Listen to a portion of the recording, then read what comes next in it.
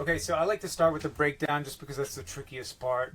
But alternatively, and these guys over at Prodigium, they recommend starting, let's see, with globals, then doing the breakdown. So you can start with the globals, that's fine. You put the day, day one, you put the picture name, or in this case, an image, and I just put Shadow Magic. Now here you'll have to fill out information from the crew. So I like to do the crew next. Notice that if I delete the phone number, it removes the Y. So this is basically triggered once you've got a name, last name, mobile number, and email, and it assumes that you've already contacted them. Same with here. If they're using a walkie, you can actually input that one, and they're confirmed yes. And you'll see that now you've got 2 walkies added. So it's a good way to keep track of it. I created personally a column for the walkie number. This box here is quite fun. If their name appears on the call sheet, it'll say yes, and if it doesn't, it'll say no. This helps you when it comes to emailing the call sheet, whether you're a second AD and it's that kind of show where you're the one sending out the call sheet to the crew, great.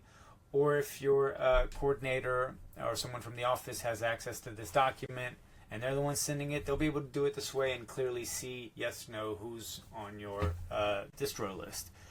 Just do me a favor.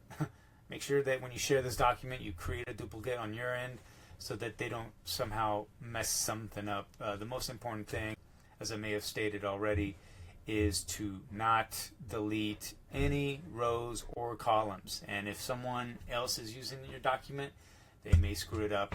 I can't tell you how many times I've told second ADs not to delete stuff and they still do it. And to be fair, I've been guilty of that too. So don't do it.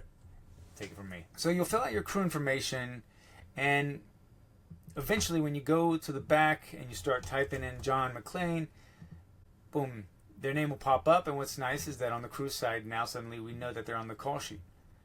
So it'll help you it'll give you a nice visual. You'll put in your days. You can add extra, you can remove all these week banners if you'd like to. You'll do the same with cast. I already filled out a bunch of stuff here. And again, you'll see if they're on the call sheet or not. Right now it's a bunch of no's except for 2 people. You'll see why in just a second. Background, you can't. It's up to you. And then our breakdown, which we've already done.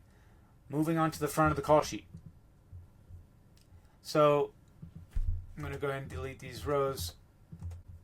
Casper does something quite cool on the G drive. I'm going to move this banner over here. It tells you when you type in a scene. Okay, of course I picked a scene with no characters in it. It's yellow. Why is it yellow? If you scroll up to the cast section, you let it hover. If you get a yellow warning here, it means that you forgot to call an actor that is listed below. This is such a cool feature. So I'm going to show you guys what's going on here. I'm going to hide some of these rows. Again, you don't want to delete anything. You just want to hide them. Don't show this again.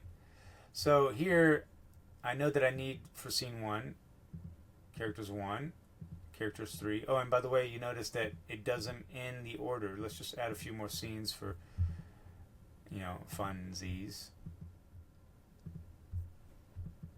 Okay, so it adds them. I'm going to get my face out of the way. It adds them here in scene need. So we got number 3. We got number 2.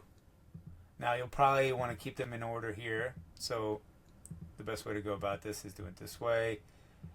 3. Let's see who else we got. 9. I picked a lot. Picked scenes with a lot of numbers. 10. And you notice that here this scene just went white because I've got 2, 9, and 10. So it's a great way to make sure that you're not missing any names, because the last thing you want to do is forget an actor. Then we're getting into the 100, 101, 102, and then finally 11. Whoops. Okay, so 11 would go back to the top. But as you can see, these turn white. Now, this is green because it understands that it's a night scene and it's taking the movie magic breakdown, which you can mess with the colors here. I'm going to uncheck this, and now it's turned white. If you wanted to have it colored, you would go about it this way. Best of luck, and we'll see you soon in the next videos.